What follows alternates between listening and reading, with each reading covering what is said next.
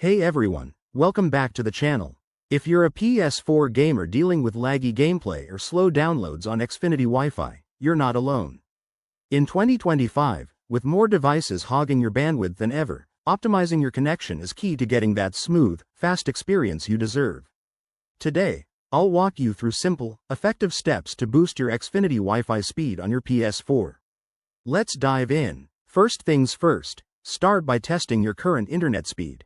Head to the Xfinity app or website, run a speed test, and note your download and upload rates. This will give you a baseline to measure improvements. If it's below what you're paying for, it's time to troubleshoot. Next, restart your modem and router.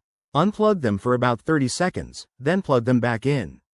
This quick reset can clear temporary glitches and improve signal strength. While you're at it, make sure your PS4 is also restarted to refresh its network settings. Now, let's optimize your PS4 settings.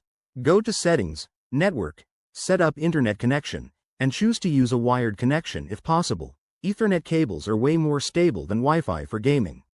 If you're stuck with Wi-Fi, select the 5 GHz band on your router for faster speeds, as it handles high traffic better than the 2.4 GHz option. Don't forget to update your PS4's system software and any games you're playing. Outdated firmware can cause bottlenecks, so keeping everything current is crucial in 2025's tech landscape.